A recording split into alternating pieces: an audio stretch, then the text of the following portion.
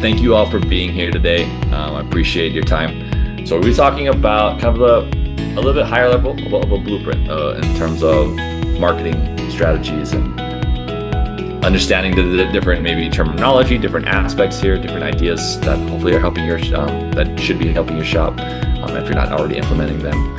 As you have questions, please leverage the Q&A and the chat function because I appreciate you committing time here live, and I want to make sure I answer any and all your questions. If it's something that's unrelated, please again shoot it in there. I want to be able to answer it. So first and foremost, though, this is the different topics that we're going to be chatting about today. There's so many bars in my way. All right.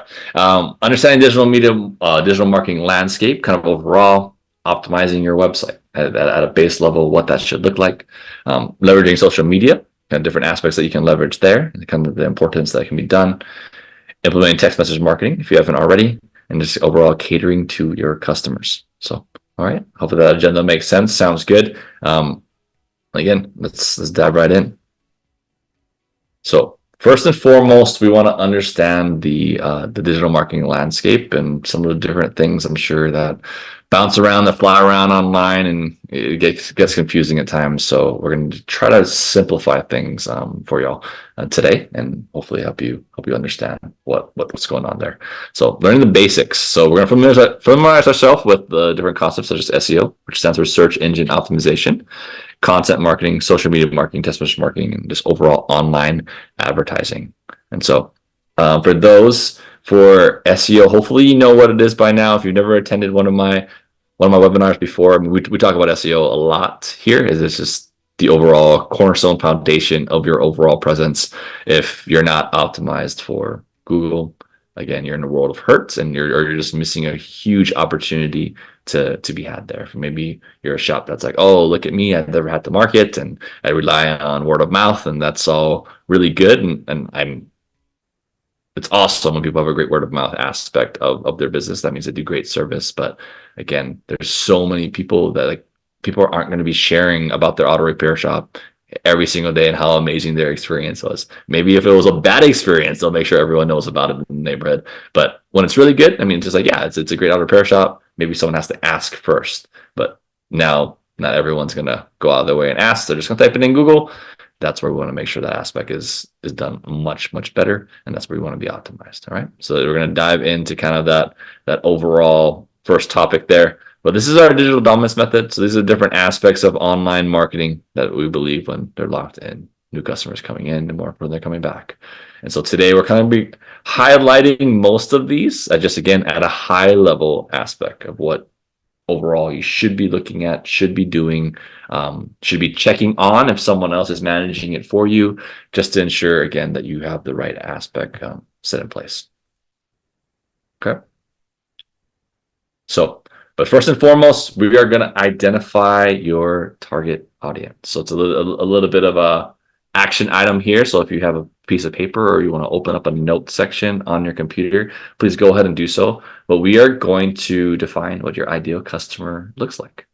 So for those of you, if maybe you already know, like, hey, this is what my ideal customer to me is, share that in the chat. I'd be interested to see if what you kind of define it as.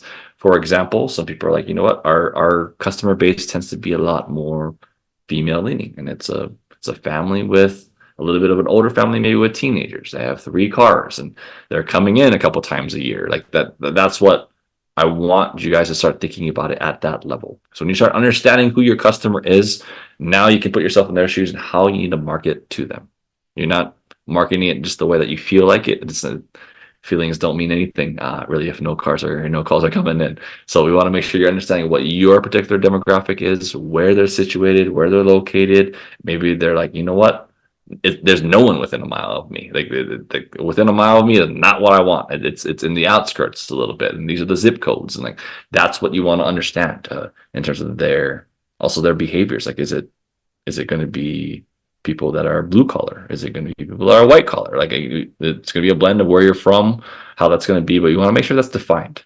So again, I want to take a couple minutes here. If you do know and start applying some of these things, please type it in the chat. That's I would love to see what you guys are kind of seeing.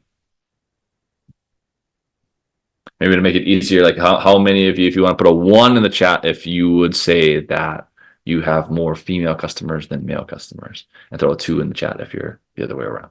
So let's go ahead and do that.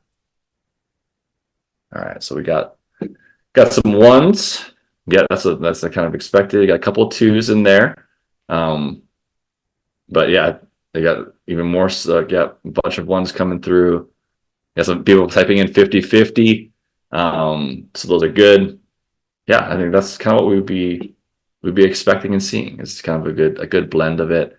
I think more and more it's starting to lean to the female aspect, I say. I mean, maybe a few years ago it was a little bit more male dominant of your customer base, but I mean, tactile repair shops a lot, and I've seen more and more, like at least 50-50, if not more so, female customers. And so with that, obviously you want to market differently. Things are going to be looking different on the website. Things are going to be looking different on your social media when you're trying to draw the attention of, say, the stay-at-home mom or working mom or whatever they're doing. That's just your demographic. It's going to be a little bit different. All right, let's keep. Well, hopefully some of you have completed at least portions of that task, and then maybe it's a real thought-provoking question of like, hey, you know, I've never thought about this before, and there's no better time than now of understanding that, so then that way you can adjust your marketing as needed. All right, and so that segues great into like, yeah, optimizing your website. So as you understand your customer, you want to ensure that your website is looking like a place that your customer wants to go to. And so the top banner picture of your website maybe should be a photo of your team. It should be at least the outside of the building. If you're like, you know, I'm really proud of how my building looks and it's clean, it's safe. You want to present that. Don't be shy about it.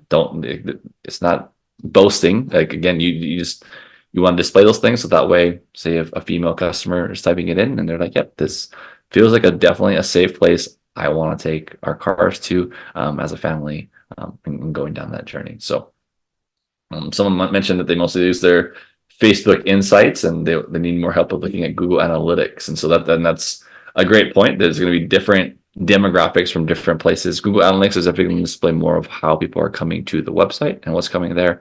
Facebook is going to be obviously in relation to your social posting and what's going to be there. Again, you have the social posting demographic may be a little bit misleading, say if majority of the people that like your Facebook page are males for whatever reason, but you're like, no, I want female customers, then that's where you definitely need to work on adjusting to make sure that more females are visiting your social pages. But then for the website, that's where you want to make sure that you're looking at Google Analytics. Sorry, my son is knocking on the door as we're doing this. So, but you want to make sure that you're understanding that demographic. If, say, for whatever reason, it's the Google Analytics are lining up with what your customer base should be, then that's perfect. You want to make sure you're marketing that consistent way. Okay. I think we have an example here. So yeah, here's an example of a website and kind of the overall look and feel. Again, you want something that is the least amount of pressure as possible. You want a friendly, clean environment, good looking website. Here again on this next one, friendly staff, taking a picture outside. Again, just examples of what you can do. Try your best not to leverage the stock photo of like, hey, this gentleman or this lady that's been on 100 different websites. You don't want to have the same thing, the same feel. You want something organic, original that people can relate to. Especially if you as the owner, if you're willing to, I would highly recommend being a part of that picture because people want to see that tie to community. So that way, if they see you and they recognize you, they're a lot more likely to then go to where you're located. Okay, yeah, those are just a couple examples of websites. And so how many of you have, hopefully you're willing to share, how many of you have a stock photo on your website? Please put a 1 in the chat if you have a stock photo. If you're watching the replay, do the same thing. I would love to know and understand like what you're doing if you're leveraging a stock photo on there. There's no shame. We're here to understand what you have on there. We got quite a few 1s that are rolling through the chat. We do have some I guess if you can put a 2 if you don't have that, so you can throw that in there because I was wondering why I didn't see anything other than ones. But yeah, you can put a 2 if you have a organic photo of like the building outside. It's okay now. Now we have some 2s rolling in. But yeah, if you're watching on the replay, do the same thing in terms of maybe not put the 1 and the 2 because I don't know what section you're actually putting that for. So put down if I unfortunately I use a stock photo. No, I use only real organic photos of the shop, and that'd be good to know. And for those that are using stock photos, again, there's no better time than now of getting that adjusted, getting a solid picture. And phones are amazing these days. They take a very very high quality photo, and you just get the team together really quickly and snap a photo in front of the shop or while they're in the lobby, and you guys can be silly in there. Again, as the owner, one clean picture that does wonders. So make sure that you're doing those elements. Okay, perfect.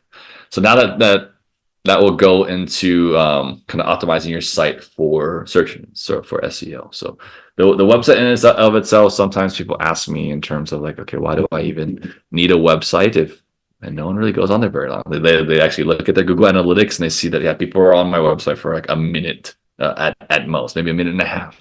And so like, why do I need all these pages on there? And what is the purpose? And the purpose is for Google. Google is what's reading every single word that's on there and understanding what you should be ranking for, how you should be appearing. And so your website becomes a data warehouse of the right information signals that then points back to, say, your Google business profile and helps you rank across the board. And so if you've never hopefully you've all used Google. If you never used it, I type google.com and then look in the search bar. I assume that's why you're here is how to appear better there. But again, the root of it is going to be in that 3-pack of the map. That's the most important place to rank. But how your website is built and how the signals are pointing back definitely plays a factor into ranking and appearing better there as well. So you want to ensure that those elements are going clean and doing well there. Different ways to affect SEO on the website, we classify as on-site SEO. So we split up to on-site SEO, off-site SEO, and local SEO. On-site SEO is everything, again, on the website. And that's all the content and things that you have there. Everything outside of that is off-site SEO. And so off-site SEO would be made up of things like citations and backlinks. So external websites that then have signals pointing back to yours. And we've done deeper SEO, especially offsite talks and different webinars. So feel free to check those out. But I'm not going to dive too much into all those that are there. Do I use SEO for my shop's website CTAs to encourage more bookings or inquiries? So in terms of the call to action, so CTAs, someone knows what they're talking about. So CTAs are just call to actions on a website. And so SEO is not going to be a direct correlation to, like, say, the specific call to action. SEO is what's going to get them to the site. The call to actions are just going to be the prevalence list of just getting them then into the shop. And so the biggest thing I always tell people is look at your website without scrolling. So the first thing you do when you get there on the desktop, on the mobile phone, one, are they able to call you? Like without scrolling anywhere, can they see the number clear as day? Are they able to call you? Two, if you maybe have a chat function, like is that clear as day? Were they able to chat with you? Are they able to schedule an appointment? And hopefully like you're leveraging some sort of online appointment mechanisms and you're clicking on that.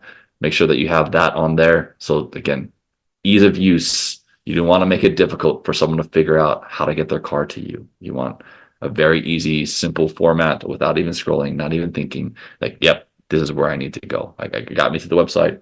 It looks like a friendly website. Those are the call to action. So yeah, great question there. Hopefully that answers and covers it. But I think I was on site, or I was on off-site SEO a little bit, but then obviously that at the end of the day, local SEO is the overwhelming factor. Covers about 75% of your clicks, calls are coming from your map listing. So you want to make sure that that's optimized. Things that you do on the website, off-site, are all also pointing and pushing power to your local presence there. Okay. So what is SEO? I mean, I pretty much explained that whole thing. I probably should have paid attention to what slide was coming up next. So SEO in terms of for the business is just your overall ranking locally and just making sure that flow through is taking place there. So yeah, hopefully that makes sense in terms of the three different factors that I chatted about. If you have deeper questions on it, again, feel free to, you can ask here because I'm happy to answer. But if not, then check out the webinars, reach out to me after, and we can dig deep in terms of like your particular presence. All right. So now now we'll go into on the social media side. So hopefully that covers the SEO portion in terms of what things should look like there, where you should be putting in the most resources, most effort, and how everything at the end of the day is going to affect your rankings. Doing your SEO right is going to overwhelmingly have the heaviest effect in terms of direct correlation of more calls coming through, because majority of your calls should be coming from Google, both returning and new customer base, like an overwhelming majority. But there's obviously the different aspects and things that are going to affect your overall presence. And so one of those things is going to be social media and ensuring that you're leveraging social media the right way. So social media, first and foremost, I want you to understand what social platforms you should be doing. Obviously, there's a lot of different social platforms out there, but we don't want you wasting your time. You already have a limited time in the day, especially if you're doing the marketing yourself and running your auto repair shop. You don't have time to be messing around on a platform that won't bring any results. So majority of the buyers that you have are probably going to be on Facebook and or Instagram. Those are going to kind of be the main two in terms of natural social media platforms. The third one will probably be YouTube, but then obviously in order to do YouTube, you need to make videos. A lot more complication in terms of making a video versus taking a picture. But if you're great about doing videos, an amazing place to then also plop your videos into. Like obviously you can put videos in Facebook and Instagram, but then also there's a different formatting that goes into them both. So if you're putting things on Facebook and Instagram, you want to make sure it's done vertically as in up and down on your phone. Because when people read their phone, they're not scrolling through their Facebook feed this way, they're scrolling it through this way. So you want to make sure your video is taking in as much space as possible on their screen. And so that's going to be the best, most optimized way to film your videos if you're ever doing them. And then obviously if you're making things for YouTube, it's a little bit longer in terms of how people are typically viewing a YouTube video. And so a different way to film and view it. So you want to make sure you're understanding where you're actually putting your videos to if you're taking the time to do them. So big important. Hopefully that's an important factor that I've seen many videos where on say Facebook where you can tell it's done horizontally, and thus when it comes into the feed, it's a little bit messy. It doesn't quite come in as clear. So make sure that if you're going to do it right. Make sure you're filming it the right way there. So, and then once you're even doing posting, again, it's about the consistency at the end of the day. Then make sure you're engaging with the audience. They'll just post something and then people are commenting or liking, and you're just not doing it. You're just posting the post. Like, no, you want to make sure you're engaging with them and commenting and showing who you are, and don't always just comment maybe from your business profile, the business page. Comment from your personal profile as the owner, and just show that you're caring about what's going on within the community, what people are saying, because again, having that personal relationship and emotional attachment with someone gives them a way higher likelihood of showing up to your shop and really being a customer forever. Because we don't want them to just come once, we want them to keep coming back. And so that's going to be a big aspect there. Also, social media, you can run different promotions. Obviously, you want to be careful with how much you're running these. You don't want to be, the only thing I post are different promos. And then like, well, does no one ever go there? Why are they just doing promos all the time? Or it just seems salesy, fake. You don't want to kind of encourage that. Just bring value to people at the end of the day, and share wins, share highlights of your team, share highlights of the community, even if you had nothing to do with it. Maybe it was something awesome the local restaurant did for the local high school or whatever. Just share it. Like it's an awesome thing. Local business, supporting local business, I think is a great way to leverage social media. So make sure you're doing those things. And then also whenever you do get customer reviews, yes, encourage them, but like make posts out of them, share them. Like again, the people aren't going to just magically see them on their own. You want that naturalness of just like, hey, yeah, this is something awesome that someone liked about our shop. Here it is. And ideally get it in the video. And that works a lot better and just being able to share that aspect. Okay. So yeah, social media, Facebook and Instagram, they're owned by the same company. So no brainer. post to both. More majority of customers of yours will more than likely be on Facebook. So, but Instagram doesn't hurt because the next wave of generation will also be there. Just start creating a presence. I have someone asking about TikTok. So that's an interesting question. So TikTok, I mean, it sounds like it's probably going to get banned in the United States. So that's where, again, you don't need to leverage too much of your time. In very few occasions, I think I've seen it work marginally for some individuals and shops because they've found a passion for doing it and found a lot of time in doing it. But again, especially if it's going away in the US, it doesn't make sense. And the customer and the people that are on it are like kids and people that don't have cards really. So that they're not going to be your ideal customer right now. And if TikTok's going away, again, don't waste your time. Twitter, that there's no point for at least an auto repair shop and an audience that you're going after. I don't think there's any value there. It's just the type of style that the platform is used for. I don't think it is for that natural engagement of an auto repair shop coming up with things to then bring customers in. So yeah, again, another platform where I wouldn't waste too much time. A question on LinkedIn. So LinkedIn, I think, is a great place, but you do not make the same postings that you do on Facebook or Instagram. It's a lot more business element wise, and so that's where I tell people that that's the best ways that you would try to get fleet accounts, in my opinion. And again, it's not making a general post about it. It's building that connection with, say, a fleet account manager, and you can type in fleet manager in your local area and see who else has that title or who may have a title of maybe it's just another business owner. But those are great ways to then join the chamber, join a BNI group, things like that, of building that rapport to build that. But LinkedIn, again, you can shoot a message, wouldn't hurt, but that's where I would say creates the highest likelihood. Okay, so we'll keep rolling along. And I guess any questions there on social media? Did that make sense? Anything if you disagree with anything, I mean, please feel free. I want to hear it, and we can have a healthy discussion about it. Because I'm not saying my way or the highway or anything like that. I know there's differing opinions on different things, but just from what we've seen as we manage these different accounts for our auto repair shops and our recommendations. Okay, but I'm not seeing any questions in the chat or in the Q&A, so I'm gonna go ahead and we'll keep on going. We'll chat about text messages a little bit. So again, how many of you are leveraging some sort of text message service, whether more likely a CRM of some kind? So just put a yes in the chat if you're leveraging a CRM service. Okay, we have a bunch of yeses, which makes sense. Which is great.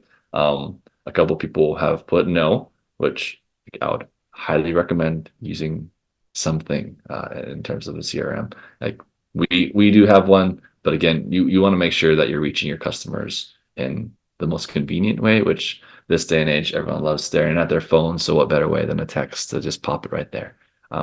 So some stats, I don't have them in there. I know I have it on multiple different other webinars. We do some webinars on strictly just text message marketing, kind of giving more stats that are there. So, but typically a text is open more than more than 97% of the time, I believe. It was the most recent stat that I saw, and then responded to 90% of the time. So like, again, high likelihood that someone not only reads a text, but also responds to it. So it's a great way to then connect with your customers and thank them for coming. That's just a biggest thing. Like thank yous go really, really far. And not everyone always has the time to call them, and nor does the person want to talk on the phone to someone just because they're saying thank you. It's appreciated regardless, but I think a text message does the same thing. And make sure that you're leveraging, again, simple little things like exclamation points, in my opinion, just to kind of lower that barrier of entry. Not sound so flat. I know some people just text with periods and that's how they text, but I think it's very simple to just change that from a period to exclamation point. Just add some positivity in my opinion. And so kind of creates a higher likelihood of engagement with said customer. But simple things that a CRM service is doing is texting a follow-up. And so you want to ensure that you're texting a follow-up, reaching out, seeing how service was, sending links to leave a review on Google again. And that's where don't review it, have reviews go anywhere else unless they like say I don't have a Gmail account and they can't leave a review. Then you send it somewhere else. The other place I would recommend would then be Facebook is where you would send it, because now sometimes you can see in your Google Business profile you'll see your overall rating of Facebook reviews that are also on there. So it doesn't hurt to send it there. But again, at the end of the day, you want the reviews to be done in Google because majority of your customers are finding you that way, regardless if it's a returning customer or a new customer. That's how they're finding you. So that's where you want to put the reviews. And again, if you're having reviews just sit on your website, to me that doesn't look very real. Like anyone can type in a review and say, yeah, this person said that they had a great experience, and you just type their name and what they said. Like that looks fake to me. But Google is a little bit more. Like you have a Gmail, there's a little picture orientation that's there, and people know how to leave reviews, and they know that, oh, okay, it's a lot harder to then game the system, and Google flags those pretty hard when those are trying to be gamed. So that's where there's a lot more trust built within the reviews within Google. So big recommendation there that you do, but also other things you can do like appointment reminders, decline work follow-ups, promos, slow day blast, the works really. I mean, again, text messages are read, and so that's where it's a platform that should be leveraged and used. And if you offer regular texting, your team is good about it, put that you can call or text. The number at the very top is a call to action. Very powerful way that then allows like someone that's like, I didn't really feel like talking to the auto shop today, but maybe I'll shoot them a quick message because they said that you can text, and boom, you want a customer now because you offered the ability to text. So yeah, be flexible to how the customers are working, what's convenient to them. I think there's a power in convenience. Now, granted, you don't want to just like, oh, I need to go at every whim to appease the customer. Like they're not always right. I know there's a common phrase of like the customer's always right. In my opinion, no. There's obviously times that they're definitely not, but you can definitely be convenient to them and making sure that you're doing things that work best for what they're doing. And everyone texts. Everyone knows how that in this day and age. So you want to make sure that you're doing those things. All right. And so with texting, obviously, there's a lot of rules and regulations. So you want to make sure that you're following those things, and they're subscribing, they're opting in into the different ways that you will be texting them. And so make sure that you are following those rules. Use opt-in forms, and at the end of the day, just offer value. Don't always text them. Promos, don't always text them expecting them to come in. Like sometimes just a simple like, hey, it's a holiday coming up, and you're just wishing everyone that happy holiday or whatever it may be. You can do those things, and yeah, I think this is a powerful way to leverage text messaging a lot better than probably most do, because I get it. You're like, hey, the only reason I'm texting you right now is because I'm slow and I need you to come in, but try not to have that be the only reason why you're opening a line of communication when you need something. Like offer value. So it's definitely a powerful way that will then reap its benefits tenfold in the future. Okay. All right. So keep in mind, okay, yeah, the time, I mean, I kind of hit on this. So timing also, like people have asked many questions about how often should I text our customers? And that's a great question to be had. I think you want to make sure if you are, a lot of you said using a CRM, make sure you're using some sort of workflows that's being careful with in terms of like, oh, how recently were they text before you send a new campaign? So you don't want them to be like, oh, they get the monthly promo every single month that it goes out. Like, no, it should be a different group of the audience that maybe should be getting it every other month or whatever it may be, or just based on when they came in and how often was the last time that you texted them. You don't want to just keep blasting them over and over and over again. And so overall, in terms of touch points, like I usually say in terms of the follow-up, you want to have that at least that one touch point plus one follow-up. And if they didn't text back, usually I see one follow-up as completely okay, because people tend to forget. It's not that they were ignoring. If they were ignoring, they'll ignore the second one too. And so you'll leave it at that. So, but at times people just forget to respond. And so that's where that one follow-up, I see doesn't hurt, in my opinion. So that'd be the timing there. But outside of that, again, you want to be repetitive over and over and over again, especially if they came in within the last month or two, that I don't see any reason to send a brand new text to them, unless it is, again, maybe declined recommended work is that one where you kind of blend in there because you don't want it to be too far away.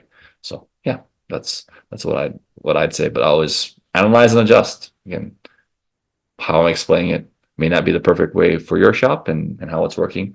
Make sure you're looking at understanding, seeing how many people maybe are opting out and what you're sending out, because then that can give you an idea of maybe I'm texting way too much. Or some people will just outrightly say, "You text me all the time, please stop."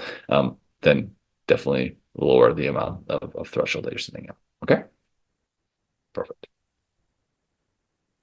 All right. And so overall, again, you want to cater to your customers. And so this may ruffle some feathers for people where they're like, I don't want to do that. I don't want to cater to our customers at all. But again, you're a service-based business and you're offering service. And so you want to make sure that you're catering to your customers' needs. You want to make sure that they're happy, that they're engaging with what you're trying to do, and you're meeting them there. You're being, again, convenient. I think that's what sets places like the Ritz apart. They literally cater to you to no end at the hotel, that you just feel fancy, and then everyone else talks about it. Like, oh, like for me, I've never even stepped into a Ritz, but I've heard all about it from multiple people, read it in multiple books, and they've created this brand awareness without even promoting that constantly. They're not marketing. We are the best customer service around. Like, no, like people feel that when they go there and they share it.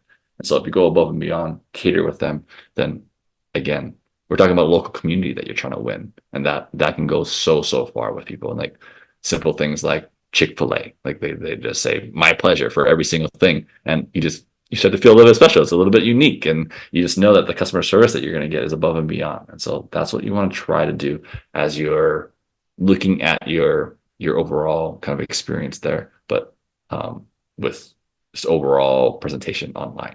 So you want to create quality content. So personalized specials. So for example, if you do all mix all models, but you know what, I like lately we've been seeing a lot of problems with BMWs or whatever it may be. You create a special just for your BMW makes, send that out to them, or maybe you just know that, yeah, they're higher ARO than average, and they should be. But that's where you can cater certain specials and things as thank yous to people. Maybe people that have come in 5 times in a year, and you're like, you know what, you guys are amazing customer. We want to do this on your next visit that you come in. Just make it personal, and that goes super far with people and creates a higher likelihood that they'll refer others. Share compelling information. So again, that's just about sharing value. Maybe there's a recent recall, or there's a recent fix that this constantly is coming in a lot. Just make sure people are aware. Like for maybe some people that are driving that vehicle had no idea that's what's happening lately. Just make sure they're aware and knowing, like, hey, we'll check it out, and making sure that you're okay across the board. So showing you care, I think, goes a long way too. Clear call to action on your website. So that's number one. Number two, engaging with the audience. I think that we've already chatted about. You want to respond to everything, all reviews on Google, all comments on social media, everything. So you sponsor local events in the community. I think those are so important, and shows that you care. But responding to reviews, I didn't really dive too deep on that, but again, you want to make sure you're responding to them, but then thanking them with a make and model at the very least of what they came in for. So that way you can start having that information build up in the system. So make sure you're doing that always. Responding to comments, again, it's already hard enough to get any comments on social media. So make sure that you're commenting back to people. Maybe if there's something to comment back to, just send a little emoji, like in terms of that you're excited about what they said about it, or whatever it may be. But at least you're starting to engage a little bit with your audience and people like that. Managing online reviews. Again, just kind of hit on this a little bit, but you want to make sure you're at least claiming and optimize your Google Business Profile, or GBP as they're called. There's different aspects, different services you want to list in there. Just make sure you're just filling in all the necessary information. Don't spam it, but make sure you're filling it out, and then having Google reviews linked and appearing on the website. And I've seen many websites that then link all the reviews, so even the bad ones. So create a system where you're filtering it. It's your website at the end of the day, so you do not also need to display the bad reviews on your website. Like, yes, they're there on Google to see. There's no hiding that. You just respond cordially, but then the reviews you display on your website, you're trying to win them. You're not trying to convince them otherwise. So they just display the ones that are 5 stars, really positive ones. If you don't have a good system for it, let's do screenshots of a review, put it on the website. I think that can work great too. So just keep it simple, and the rest will kind of take care of itself. Okay. And number 4, staying up to date with industry trends. I think, again, the more up to date you are, the more that you share that information, the more that you look like the expert in town that people can trust. So just share that information constantly. I don't know if it ever makes sense to do webinars, to do like a workshop where you are teaching people how to do something, and how you guys go about doing it. I think most of the time people are not going to do it themselves. They think maybe it's cool to learn once, but they're like, you know what? I know that shop is amazing at taking care of it because they taught me, and I don't want to do it. Boom, they'll take it in. So those are great ways to then create engagement there. Always network. It's just power there. I know it's not the most comfortable thing to do, but always make sure you're doing that, and ask customers how they're feeling about the service overall. And number 5, enhance customer experience in person. And so with that, that's just check out your waiting area. I know most of you don't like waiters. You want drop-off, so it's just a lot easier. But there are obviously still people that it's how you're looking, how your appearance is. So make sure it's tidy, make sure your lobby is nice. Improve customer communication. That's where texting is be a big, easy way there. But always be friendly and nice, and then be flexible in terms of like the services and knowledgeable team members for excellent service that they're offering. Okay. So that is those are kind of the big things. Again, key takeaways as we chatted about. First and foremost, understand your target audience. If you do not know who your ideal customer is, start learning, start figuring out like, okay, you know what? I'm going to sit at the front desk today. And then obviously you don't need to be the person that talks to people, and just starting to see like, okay, who's coming in and out. Talk to your service advisor. What type of person is coming in the most often? And they're talking to them all the time when they're in there. So you want to make sure you're understanding that, so then you can start adjusting your marketing needs as you need to. So you want to make sure those things are taking place, because if you don't know your customer, how are you supposed to attract them more often? So figure that out. Build a strong online presence. And so overall, the different aspects of SEO that need to take place, make sure that you're starting to build that. SEO techniques that we talked about: on-site, off-site, local. On-site, everything on the website. Off-site, things like blogs, things like citations or online directories. And local SEO is your Google Business Profile. Just make sure that that exists. The website's tied to it. Good number on there. Ideally, I know differing opinions on this, but I think a tracking number should definitely be on there, especially because Google is taking away their call history tracking on the Google Business Profile now. And that's going to end here at the end of, I think, July 24th is the date they said, but end of July, we'll say that that's phasing out, and thus any call history data that you have for your Google Business Profile is going away. So you want to make sure that you have a tracking number that can understand. That way you can understand how well your Google Business Profile is performing. Because if not, you're flying blind and thinking that, oh, what is going on? But you want to be able to see trends in terms of what's happening there, if anything needs to be adjusted. Okay. Stay connected through text. So definitely, for those that didn't put text, definitely look into reaching out to different CRMs, finding one that works for you. But definitely you want to create that ability to text your customers. And then for those that do, just take a look at your campaigns, make sure that you're not over texting, and that you're just being consistent in terms of your approach with everyone. Okay. Leverage social media. So make sure that, one, you're doing posts. You want to be consistent about it. You don't want to be overwhelming. We do 4 posts a week for our different shops, but again, if you're doing 1 or 2 a week, I think that's plenty. I know it's hard enough to think of what to even post. So make sure that you're doing that, though, being consistent. When people respond back, engage with them. Okay. Facebook and Instagram are those main 2 that you should be focused on and worried about. 1 post goes to both, so you're not doing double the work. So you're just doing one-time effort, goes to both places. Okay. And prioritize your customers. Make sure that you're putting them and understanding them. I guess you don't need to appease all of their needs, but again, I feel you need to be convenient to what their needs are. No customer is exactly the same. As much as we want to pigeonhole them and be like, yep, yes, they are. They're just a number. No, people buy emotionally as well, and so you want to make sure that you're tying into their emotions the right way. All right. So that is everything today before I go into kind of some of the things that we do offer after this. But I do want to, again, open up to any questions, any thoughts, concerns that maybe you guys have from this session today. Hopefully it was helpful. And again, for those that are live, I really appreciate you being here. Folks in the replay, I know I'm not there to answer your questions right now as you're answering. Leave it in the comments though, and then I'll make sure that I do answer those as they go through. But any questions of the people that are here today that I can help answer, that we can dive in deeper for? So you guys asked some great questions throughout this webinar, which I appreciate. I want it to be as interactive as possible, not me just like spitting out a bunch of information to you.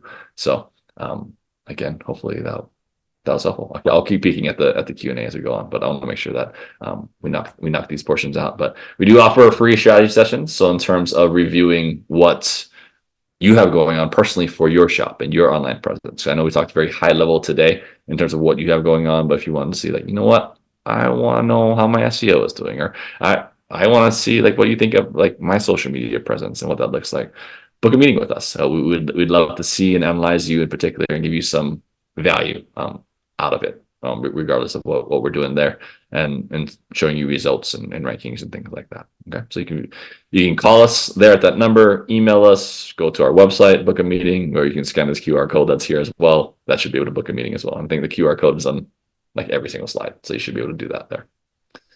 Then we have a free marketing checklist. So this again goes through the different aspects of your online presence and just checking off if you have done these things or not. Are these optimized or not? And so this gives you a good starting point of how things should look there. Okay. And so if you go to go.liftautorepairmarketing.com/marketing checklist, you'll be able to find this directly, or it's also on our homepage as well. You can be able to find the checklist there. Okay. We have a Facebook group. Facebook group has over 1,600 owners in there now, I believe, and kind of just sharing thoughts, concerns, owners sharing things, tips, advice. We also will put in things like our webinars, the replays, the podcasts, different trending marketing things that we're seeing, just to ensure everyone is staying up to date there. But a great resource for those that want to connect and network with other shop owners. Okay. And last but not least, we do have a book that we have. It's called Drive More Business. It's on Amazon, so feel free to check it out. It's kind of like all our webinars combined into a book format if you like learning from reading, which I definitely do. But you can check that out there. Literally screenshots, click by click at times of like how to do certain aspects. It's a year old, so not too out of date yet. Obviously, I know things are always changing, so eventually I'm sure we'll have an updated version that we do of the book itself, or maybe we'll do a whole new one. But yeah, again, I appreciate you all for being here. Oh, we have a question actually that I missed. How often should I do routine maintenance on these topics? That's a great question. I think it's important to at least be armed with enough knowledge to be dangerous in terms of like, say, most of you, I assume, are outsourcing a bunch of your marketing, but you don't want to just blindly trust what is going on. You want to at least know that what's being done is providing ROI, providing benefit to you and more value than what you're spending. And so I think this information helps you do that and understanding. And so for me, I think you should be checking at least once a month in terms of the results of what's going on.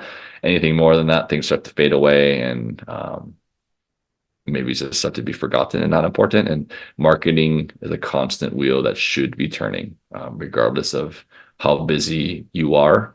You want to make sure that you're always marketing and to bring customers both back and new ones in, because again, that's the nature of the game. Attrition naturally happens. People move. People decide to use someplace else. So you want to make sure that you're always marketing and keeping that brand awareness up. Okay. So that looks like it's it. I think I have answered all the questions. If I missed your question, I do apologize. I'll make sure that I find you, find me directly on Facebook, message me directly there. Happy to answer anything that you guys have. But yeah, I'm Kelsey with Lift Auto Repair Marketing. If you haven't subscribe to our YouTube channel, I'd really appreciate you subscribing to our YouTube channel. It would help us a lot. Like the video as well, just to make sure that more people can find it. But again, thank you all for being here, and we'll talk to you guys again next time.